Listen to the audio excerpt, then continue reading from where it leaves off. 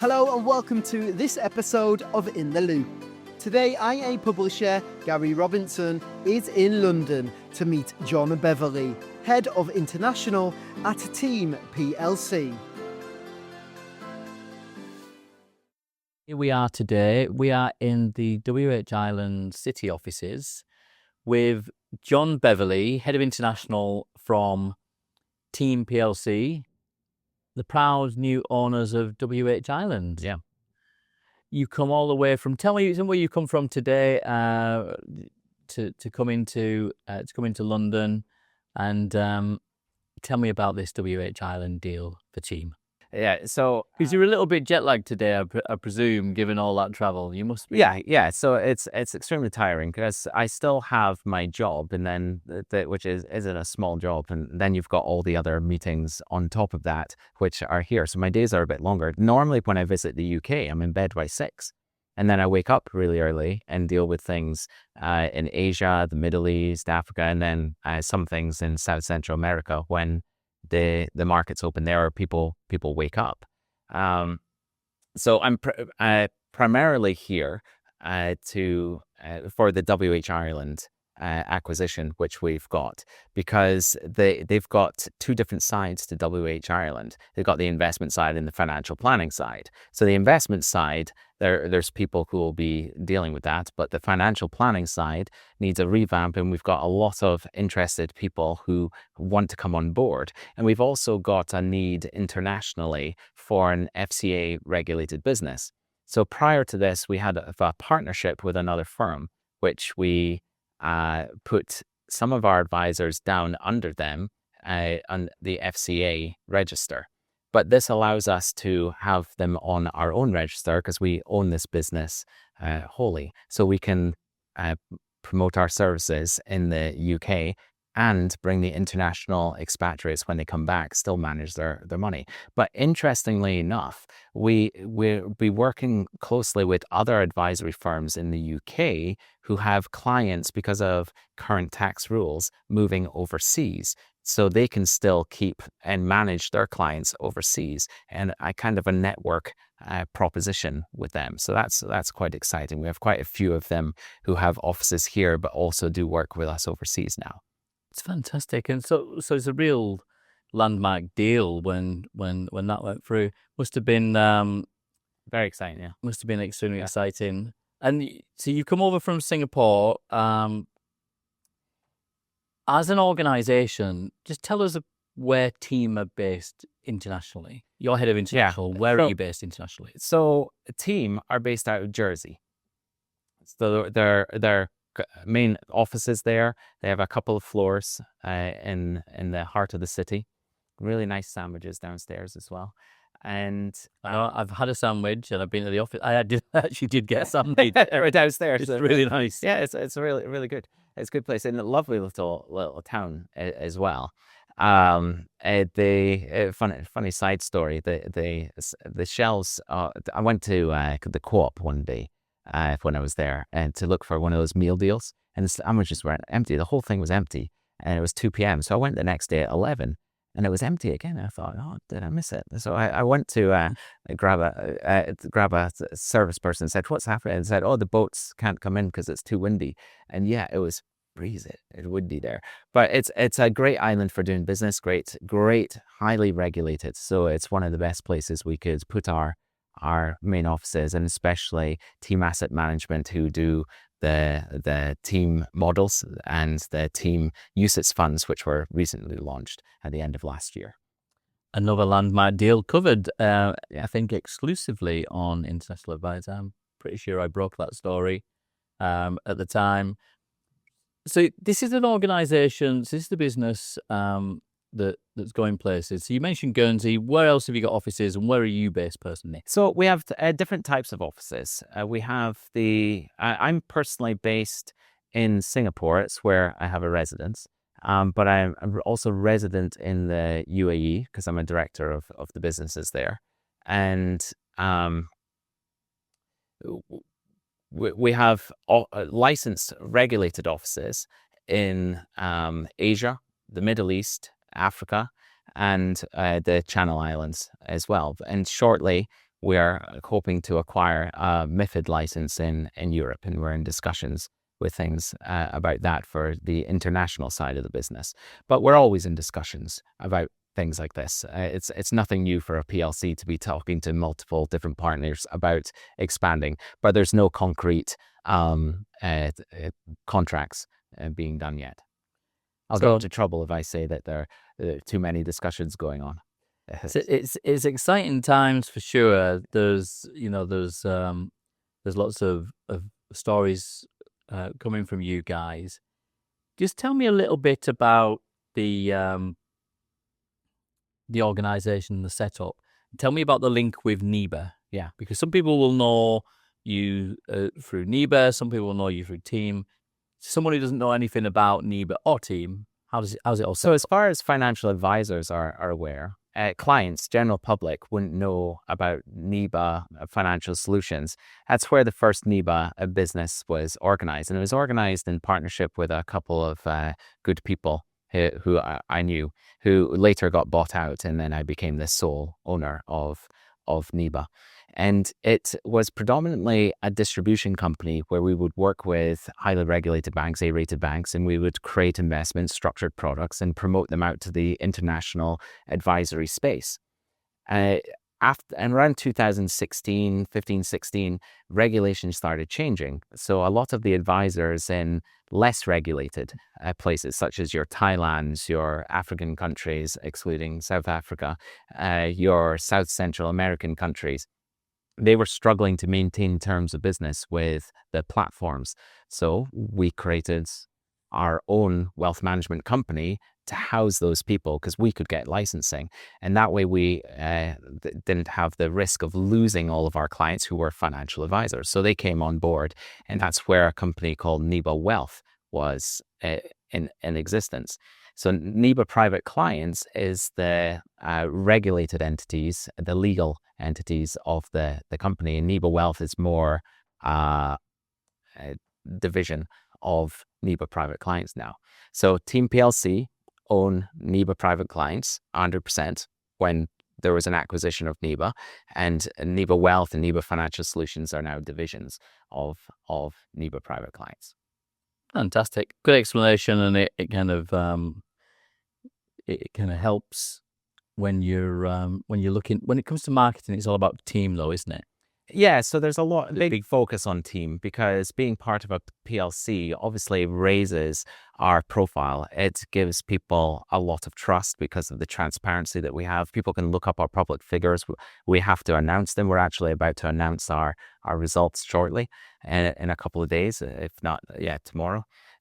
So they'll be out by the time anyone sees this. Yeah. But very, very positive news. We have aggressively grown, and we've spent a lot of money to grow. So we're really proud of the accomplishments. The international side of the business with the wealth planning, it's grown more organically rather than purchases. Whereas Team PLC will purchase a lot of businesses, the Neba Private Clients International division will grow organically. Like last year, we grew 45% in advisors.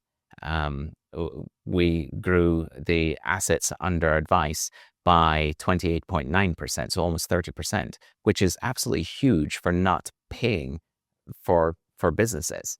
So the PLC will pay for certain businesses to acquire licenses, but the growth comes organically just by reputation and our proposition. Speaking about the proposition, there are lots of other options out there. What is it that makes you guys unique? What's your sweet spot? What's your USP? Well, apart from me, apart from you good self, of course. The sweet spot is we're not greedy. We believe that the advice and the clients belong to the advisor. So we give them full ownership and full control of the advice process. We don't dictate which platforms they have to use. Don't dictate which insurance companies they have to go with. We give them all the tools and the infrastructure that they need to do their job.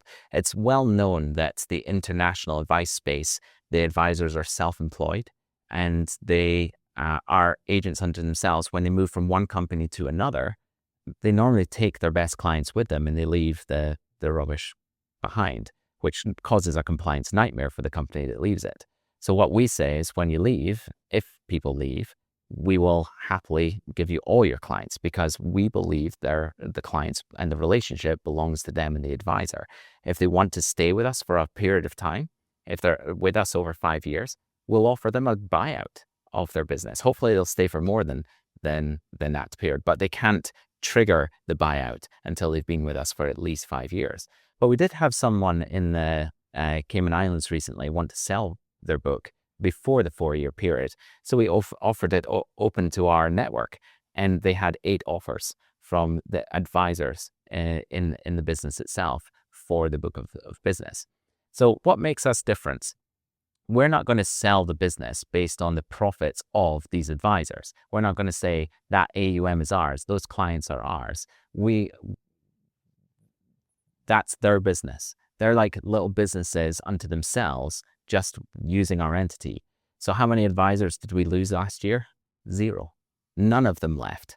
The year before, we had 1 leave, and he was from one of the purchases that we made from the GlobalEye business. So he didn't really know us, and he was younger. And I understand why he left, because he needed a bit of a buzz, and the person that was in the office with him had been there for years, and he was more managing his clients, rightly so, and he manages them well. So he went somewhere where there was more of an atmosphere for a guy in his mid-20s to get going. So that's understandable. That's the only one we lost in 2024. People approach our advisors all the time. Why don't they leave? It's because of our transparency. It doesn't mean we don't have problems. Every company has problems. It's what they do about the problems that makes a difference. And I think I posted one of the advisors that works with us posted a video recently where he was having a conversation with me, and he got quite emotional in the video talking about working with us, and he was talking about some of the problems that he had, and it wasn't that there were problems. He was grateful for the way that us as a company handled those problems for him, because I see it as they don't necessarily work for us. They kind of do. But we also, as owners of the business and managers of the business, and I say this to the regional managers, we work for the advisors. If we do a good job for the advisors, they'll do a good job for their clients, and they'll stay with us. And so I think that's why people don't leave. And I think if any advisors talk to other advisors within Neba itself, they'll find out exactly why they're staying with us. It's got less to do with the amount of revenue splits that they're given, and more the infrastructure and the end result, which is the exit plan. How many advisors can exit this industry? They can't. They struggle to leave. Why do they struggle to leave? Because their books are in conditions that they're not sellable.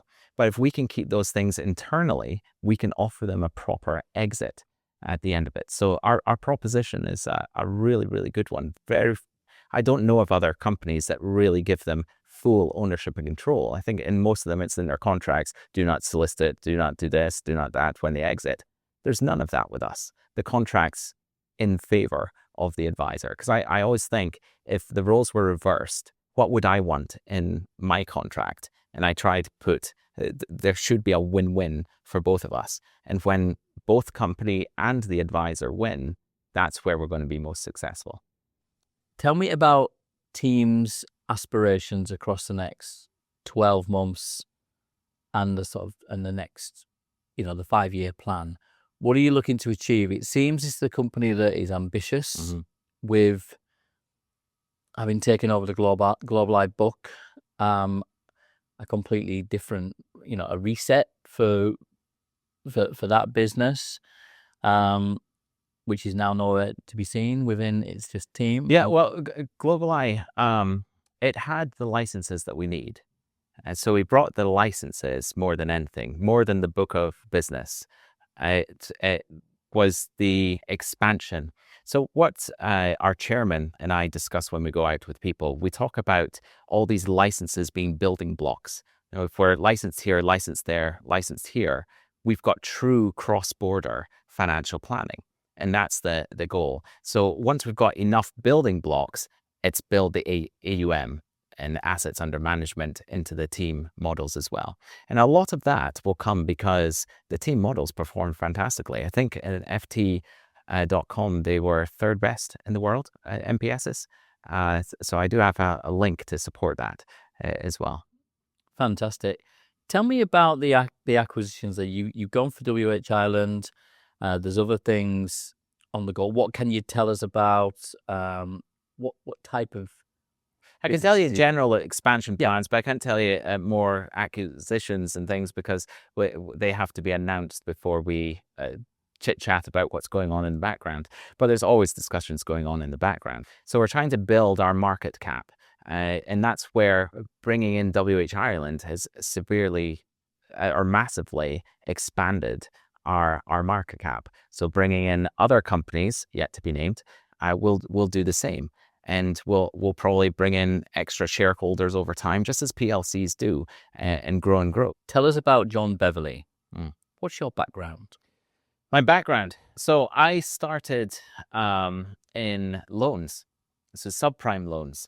And I felt bad getting people into debt in that way because I knew that as soon as they signed a loan agreement, most of them wouldn't be able to repay it. So I requalified in financial planning and advice, and I moved over to that side. But before, I'll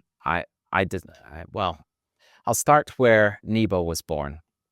Neba was born because there was a need for distribution of structured products into the international space. You had companies like De Beer that had an in-house team at the time. They don't now. They would get their own structured products from. So what about all the other companies? They need good products. So instead, a lot of small companies pulled together can make really strong products and very strong investment propositions. So De Beer, when they made a structured product, they could put millions into it, no problem, because they were from Asia right to South Central America and everywhere in between. So we kind of took that concept, but thought, let's do it with the independent ones. So we took that proposition and then branched into wealth management, where we opened up our own wealth management company to make sure that financial advisors in under-regulated areas could still continue to make financial advice. And that's where the Neba Wealth brand was born. So there's a few different divisions of Neba now. We still have the investment proposition with the structured products, but they also help people understand and promote the team model portfolios, the team UCITS funds, and the structured products. And that's where a lot of the foundation of Neba is born. Just tell us a little bit about you. What drives you? Mm-hmm. What gets you up in the morning? Gets you excited about the day? Just tell us a little bit about you, and then how that dovetails into what you do for a living. Mm-hmm. How do those two things come together?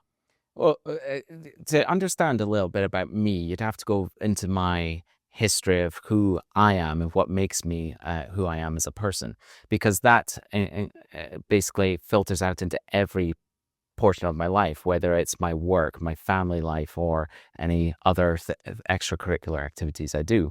When I was 19, I went to California and did some volunteer work for a couple of years. And in there, it's self-funded. You don't get paid for doing it. You work 16 hours a day, 7 days a week, apart from a Monday where I had 5 hours off to do my laundry and do some shopping or whatever I needed. And serving other people and thinking just about other people is really the foundation of who I am. Some of the key people who have done that, the owners of Marriott or founders of Marriott Hotels, a guy who ran for president in 2012 in the US, Mitt Romney. People like that have done this same program. What is this program? It's a mission for a church. So I went out and did that for 2 years, and it really shapes your life. You learn all sorts of leadership skills, but it's not a hierarchy of leadership. You might be at the bottom at one point, and then you might be a leader, and then you'll go back down and things. So it teaches you there's some things more important than just rising up the ladder or making money. It's what can we do with the money. So that's where the foundation, where the proposition of Neba comes for. And that's why it's aimed at the advisors, making them happy rather than all for me. I make a lot of money for the division because people stay with us. Why do they stay with us? Because they trust us. They trust that I have their best interests at heart, that the company puts them first and cares about them as people. Did we have to make some changes with Global Some people leave? Yes, we did. And it absolutely killed me because there were real people's lives involved. But to safeguard the entire group and other people's livelihoods, we have to do what's best for the business. We can't just hire people because we like them. We hire people because they have a certain job to do. So everyone at Neba and at the international side will have a specific task, and they do it well. We work for each other. It doesn't matter whether you're in administration or in accounts, or whether you're in compliance or you're the advisors. We all work for each other and with each other, and there's this great ethos within the company, and people can feel that culture when they come, and that's one of the main differences that we've managed to put throughout. One of my fears is, as we keep growing bigger and bigger, we have to rely on the regional managers, and they have to rely on other people to then keep that culture going. And at the moment, we've succeeded extremely well. If you talk to Paul Mitchell in South Africa, he's exactly the embodiment of what we need in Neba Private Clients. If you talk to Bart Kendall in the Middle East, he's exactly embodies what Neba and Team PLC's ethos is on looking after people. I'm going to ask you about the sort of setup with Mark. How do you and Mark have two very different characters? Oh yeah, but we blend quite well. How do you blend, and how does that work working with Mark Clubb, your chairman? So I love Mark Clubb. He has certain strengths in areas which I certainly don't. He knows a lot about the investment banking side. On the PLC side, for example, he's been critical with some of the acquisitions that we've been involved in the negotiations of them. And he delegates quite a lot to other people too. Some things I wish he'd delegate more to than try and do himself. But he's a great character, and he's so enthusiastic. That's his strengths. So we work very closely. We talk quite often about what's going on, but we have very different roles. So his role is to lead the PLC as a whole and make sure that every different area of the PLC and all the different organizations are doing their part. But he also talks a lot to the shareholders. And whenever we want to make a certain acquisition or we need to do something exciting, he'll maybe do a fundraise for it, as PLCs do. So we'll issue new shares to new shareholders to raise capital to advance our cause, let's say. My role is the organic growth and build the sustainability part behind Team PLC, the revenues, make sure that we're not overspending in certain areas, make sure that costs are within what our revenues do, and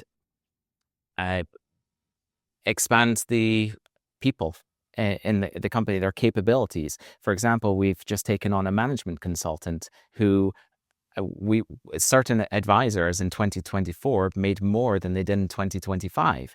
We don't want that to happen. We want all of our advisors to make more in 2025 than they did the previous year. We want them to make more in 2026 than they did the previous year. And because we treat them as individuals, the onus is on them to do most of these things, but we will give them the tools to do it. So if advisors want to expand themselves, they just need to do what our management consultants are teaching them to do. All the tools are given to them. They just need to be the ones to action these things.